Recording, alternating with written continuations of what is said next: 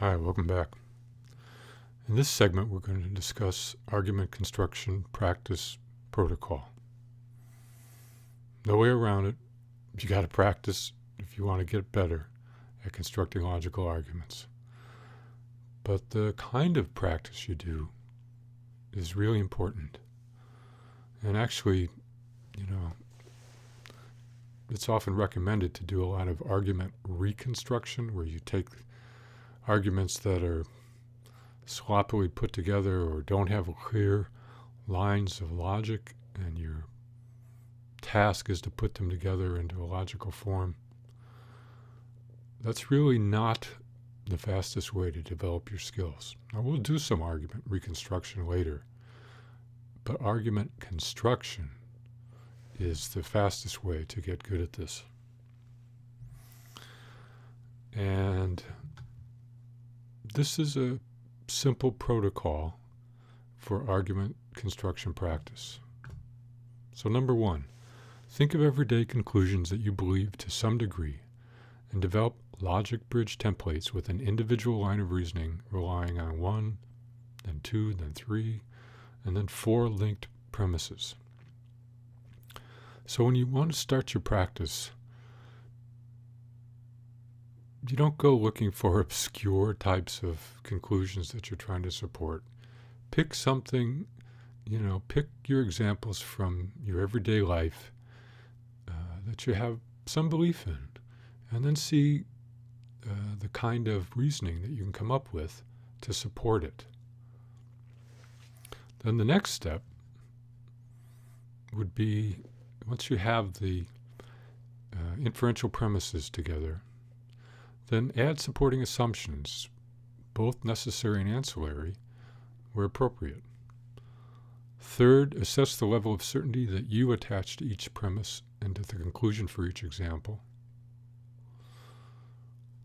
4, complete additional logic bridge templates that provide additional lines of reasoning to your conclusion examples. So this was the parallel lines that we had talked about previously. And a real critical component, number 5, play argument dialogue games as you try to persuade your partner using the logic bridge template. And we had, if you go back to the lecture on argument dialogue, you'll see how that's done. So let's go through some of these steps with an example so you can see how you might continually practice your skills.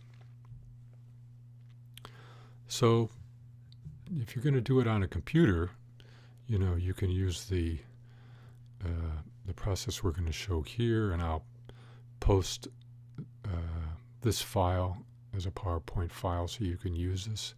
But I'm also going to post what I often use in trainings, which is an 11 by 17 sheet of paper.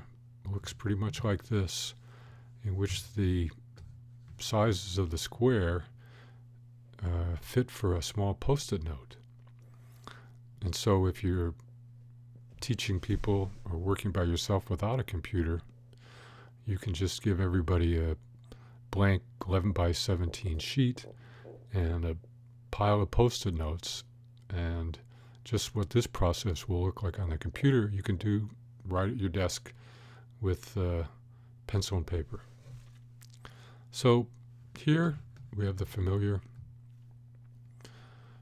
logic bridge template. We got our transitively linked premises. Now remember, this is a blanks, so there's nothing filled in here. And our supporting assumptions. Here's where our conclusion is. And in this blank, we've got 1, 2, 3, 4,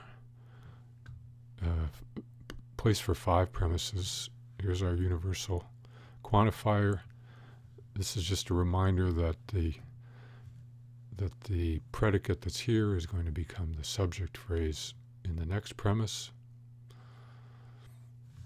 And here we have some percentages that we can later use to mark our premises for the level of certainty that we would attach to them.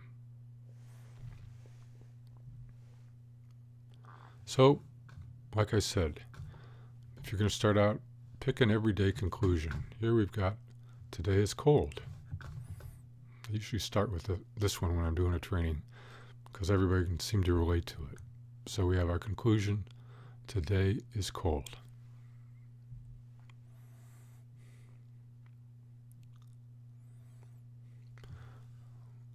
Then, as you can see here, we divide it into the subject phrase and the predicate phrase. And then we complete the conclusion blanks. So we move it right over here, just slide them over and place them right on top of the squares here. Today is cold. So we know this is the conclusion we're working to support.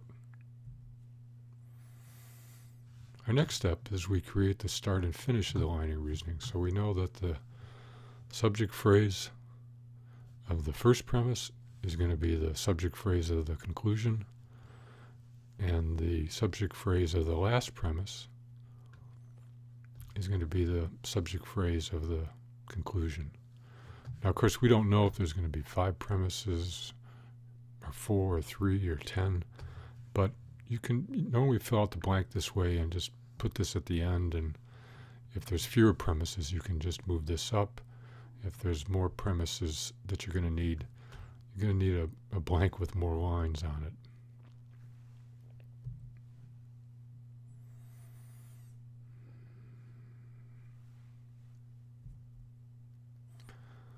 So here we have, let's go back one.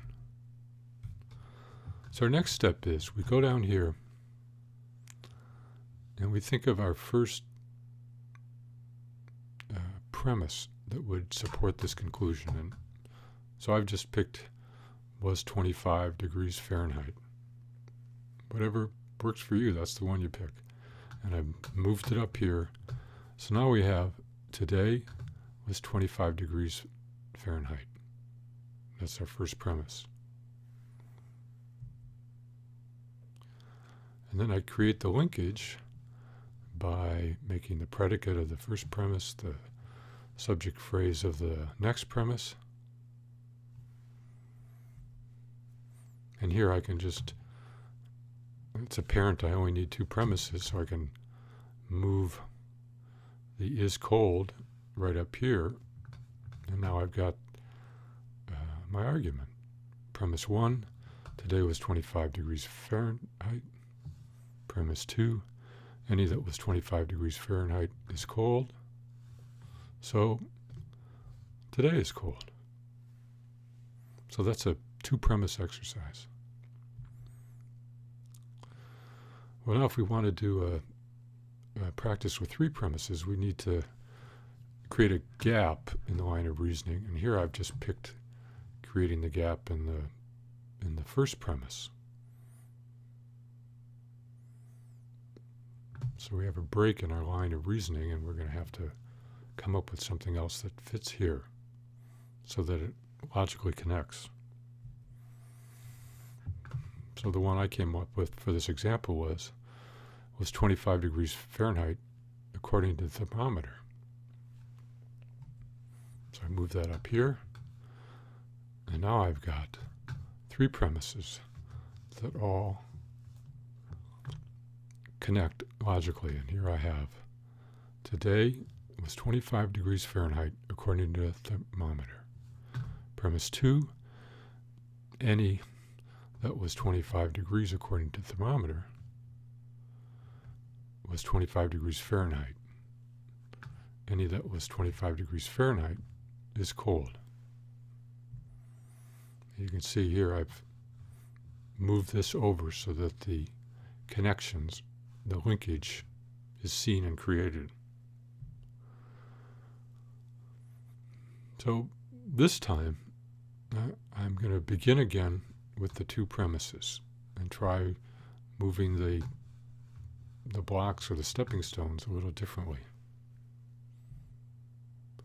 Now here I've created the gap in the middle, so you need to get comfortable. Wherever you create the gaps, you'll learn how to fill them. And so what I thought would fit there was was below the freezing point. So I fill that right in here. Any that was 25 degrees Fahrenheit was below the freezing point for premise 2. I duplicate it, copy paste right here, and create the linkage. So now I have, again, 3 premises that support this conclusion. The first one is today was 25 degrees Fahrenheit. Premise 2, any that was 25 degrees Fahrenheit was below the freezing point. Any that was below the freezing point is cold. So, today is cold. Well, we're going to make even more premises here, so we create another gap. This one's going to give us a 4-premise line of reasoning. Remember, we're moving the predicates up and down to increase our skill in finding premises that can fill breaks in the line of reasoning. So the one I have here was 25 degrees Fahrenheit according to the thermometer. So I move it up here, and my first premise becomes today was 25 degrees Fahrenheit according to the thermometer. And I create the linkage, duplicating it right here, predicate into the next subject. And now I've got 1, 2, 3, 4 premises that lead to my conclusion. Well, the next step, if you can, and of course you can do it at any time, is don't forget you have to consider your supporting assumptions. So here I've thought of one that, kind of based on how the world works and common knowledge, I've got the thermometer was functioning correctly. So I move it right up here to premise 2 because the premise, any that was 25 degrees Fahrenheit according to the thermometer, was 25 degrees Fahrenheit.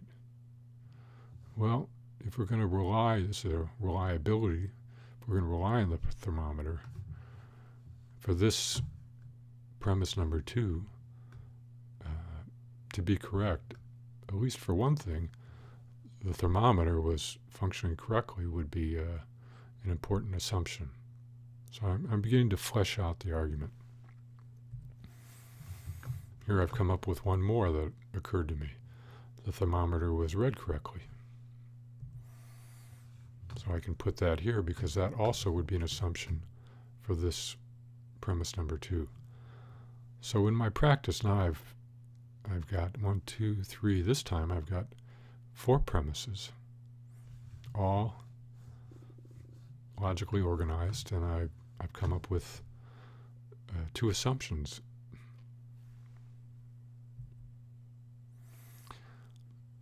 So the next practice is to take one of your examples and pick these percentages and decide for yourself, what degree of certainty would you attach to each of the premises.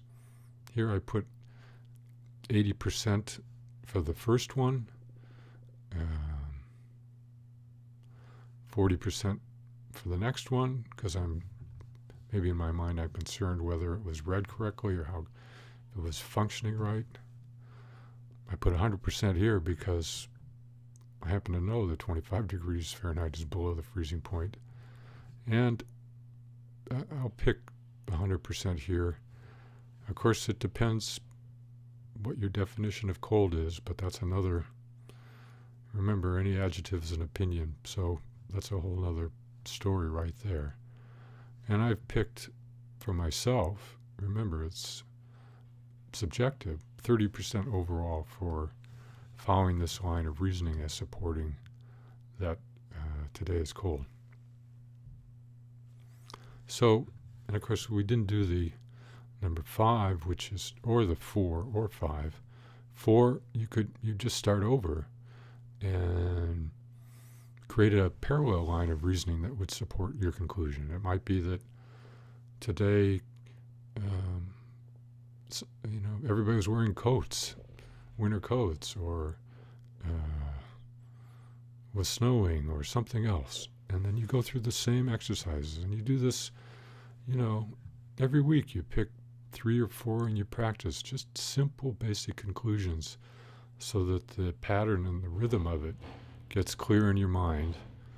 And finally, be sure to do the argument dialogue process. Thank you.